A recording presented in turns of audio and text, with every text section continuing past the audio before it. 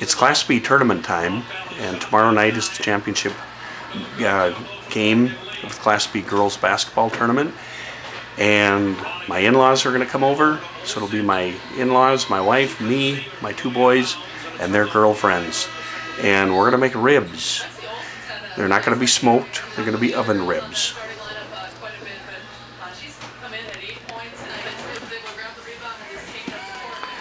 I've got 4 racks of baby back ribs, not St. Louis style baby backs. These are up higher along the backbone. Your St. Louis ribs are further down on the rib cage. And in a few minutes we'll get the ribs ready, but we're going to make a rub that is going to go onto the ribs. And that ratio is going to be 6 tablespoons of light brown sugar, 1 tablespoon of kosher salt, 1 tablespoon of chili powder, a half teaspoon of black pepper, a half teaspoon of ground cayenne, half teaspoon of red pepper flakes, a half teaspoon of Old Bay, a half teaspoon of thyme, and a half teaspoon of onion powder. Now in his show on TV, he had a higher ratio of salt to brown sugar, but this is basically a 6, 1, and 1 plus 1. So if you 6 tablespoons of this, 1 tablespoon of this, 1 tablespoon chili powder, and a half teaspoon of these 6 items, and that comes 6 half teaspoons comes to 1 tablespoon. So it's a 6, 1, 1 plus 1 rub that we're going to be doing on these ribs. And did I mention we're going to double the rub because you can never get enough rub? Okay. That's what he came with. He doesn't call for this. He does in his smoked rib recipe.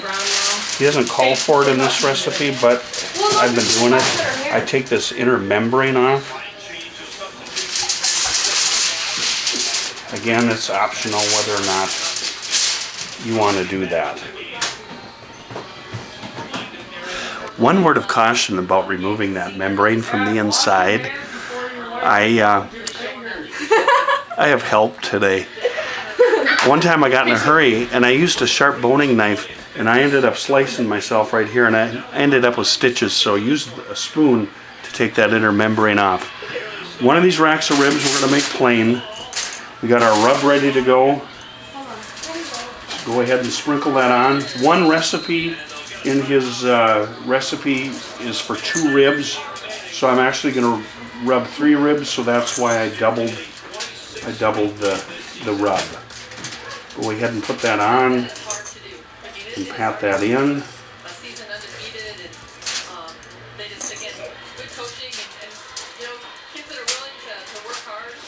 And then you want to be careful, the ends of the rib bones can be kind of sharp, so you want to be careful not to poke holes into the tin foil, because we're going to be using a braising liquid in there later. You don't have to put quite as much rub onto the inside. You want more of it on. And when we're going to store these ribs overnight in the fridge, and you want to have them meat side down, because then they'll be in the braising liquid. And now, this one is our plain one. So you can wrap these up.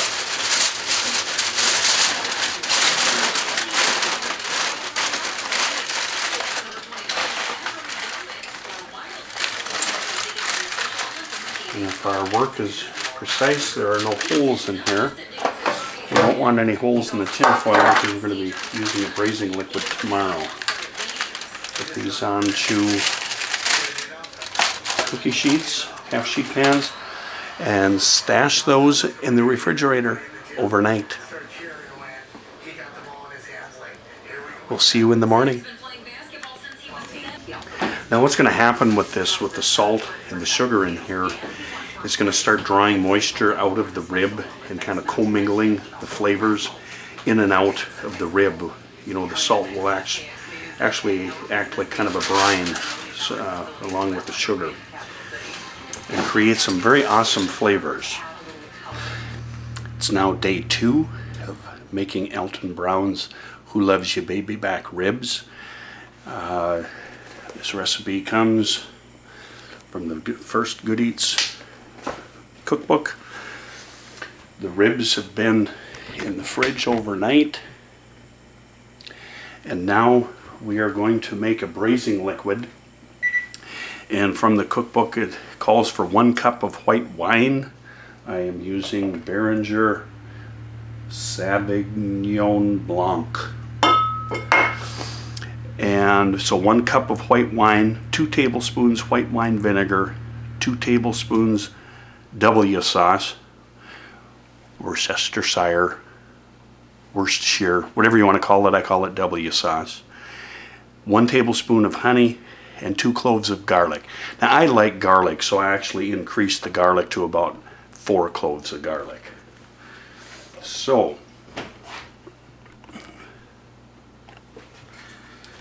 and since I'm doing the recipe I just read off is for 2 racks of ribs, and since I'm going to be doing this to 3 racks of ribs, we're actually going to go with 1.5 cups of wine,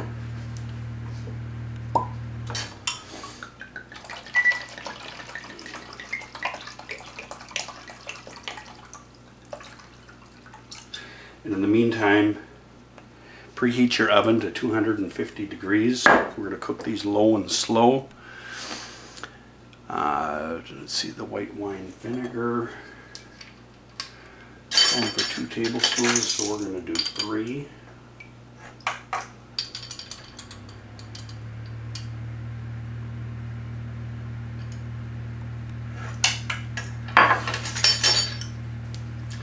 It's going to give it just a little bit of acid.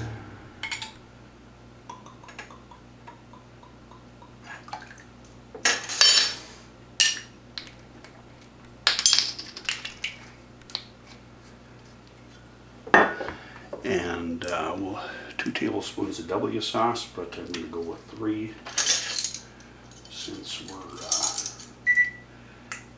have more ribs.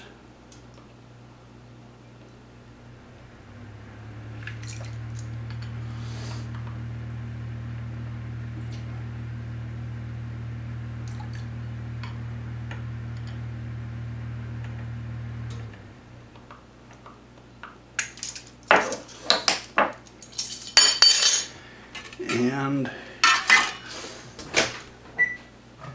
he's calling for a tablespoon of honey. I did nuke this for a minute, so we're just gonna 1, 2, 3, 4,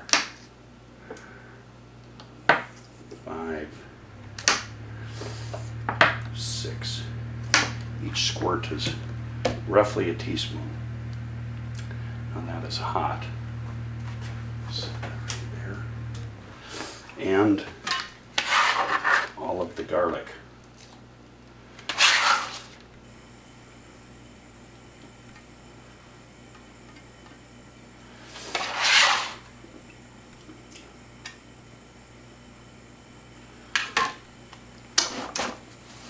Now, take and stir that up. Makes just over 2 cups, so if you figure about 1/2 cup per rack of ribs.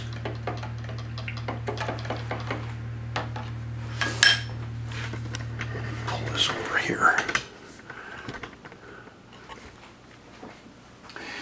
This rack I have just a toothpick in there. Some of my family likes them plain. I actually have some chicken broth left over from the other night, so I am just going to use this leftover chicken broth as the braise for this rack. That one will be plain. And just crimp that up. And now, about 1/2 cup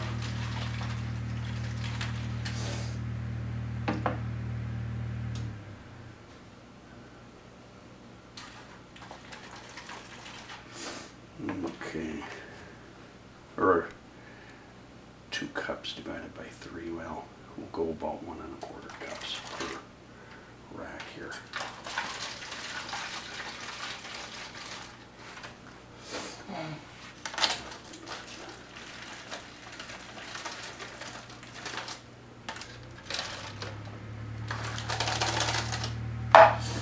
And take and reseal these.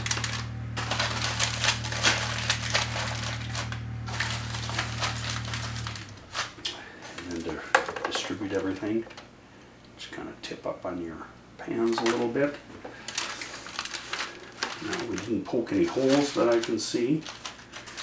Nothing seems to be leaking out. These will go into the oven for 3 hours. After an hour and a half, I will take and rotate the pans. Low and slow. Okay, these have been in the oven now for a good 2.5 hours. I think I lost some out of the plain ones. I can tell that's the chicken broth. The next thing we're going to do here, we want to drain out the liquid. We're just going to cut these open.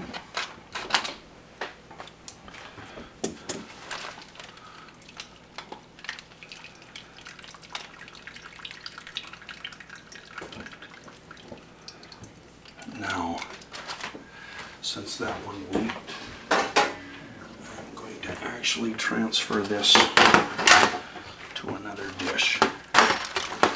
Now, what we're going to do,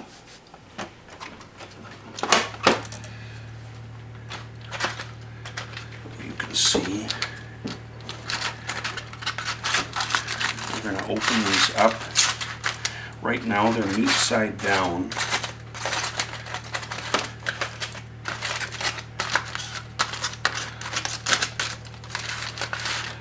We want to flip them over.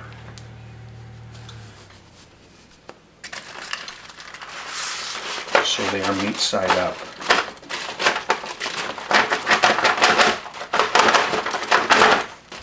Okay.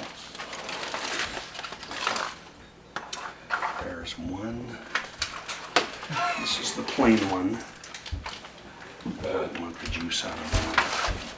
Alright, I picked up 5 big Jorn. 3 bags in the garbage. I'm going to take them out.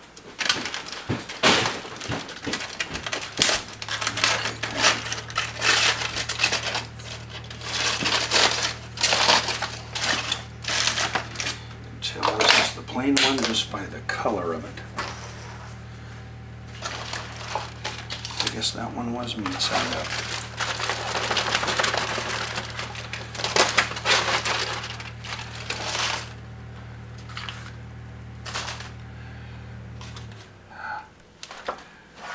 Okay. And these will go back into the oven and we'll get the other package drained just as we have done the first one. Who said that? I heard it. Somebody out there said it. Somebody said, is this when you put the barbecue sauce on? We don't need no stinking barbecue sauce. We're going to put these back in to the oven.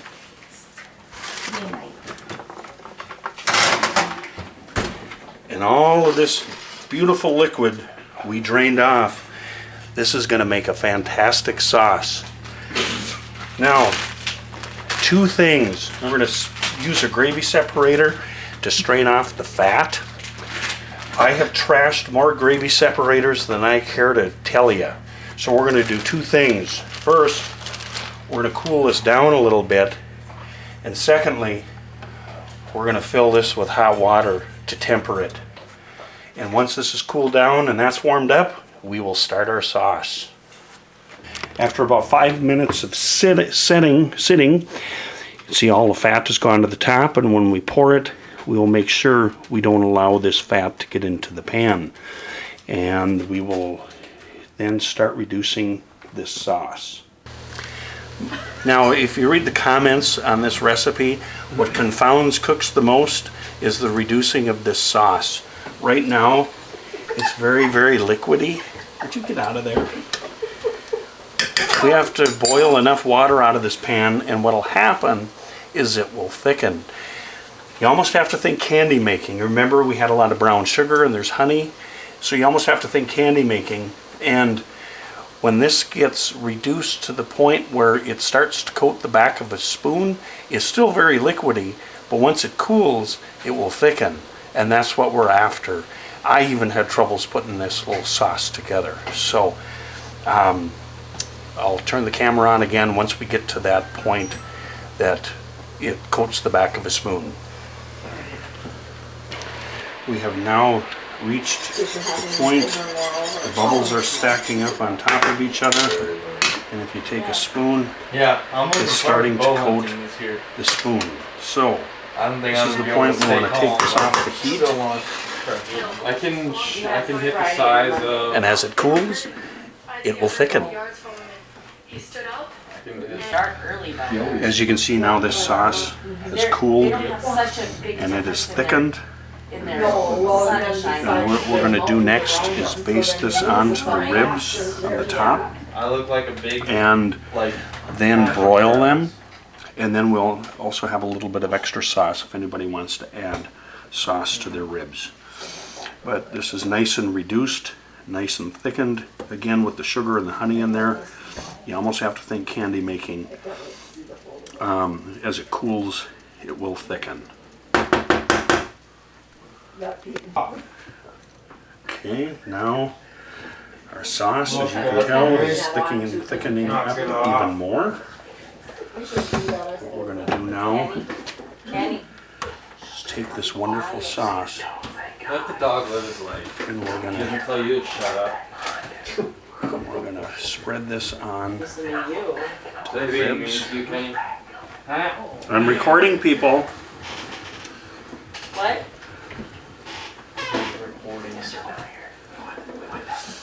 Spread this sauce onto the ribs.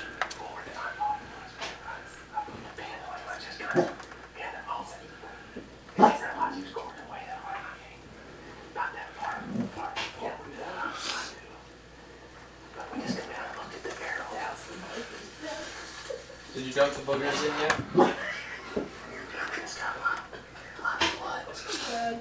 Just ignore my son in the background. He dumped back. Here.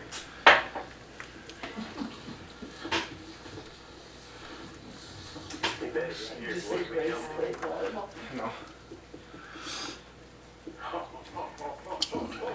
Get this nice sauce on there.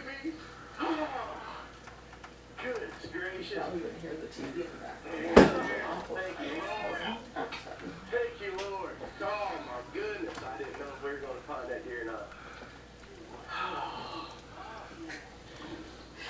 Oh man, thank you, Lord.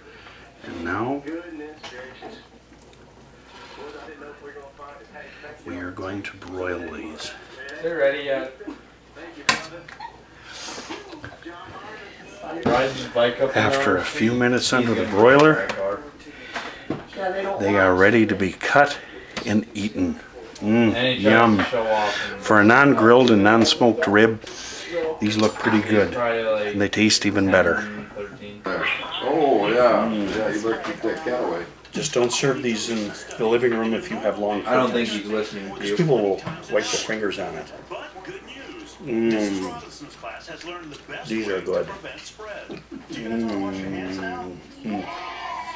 You can make these too. Like, subscribe, and share. Have a good day.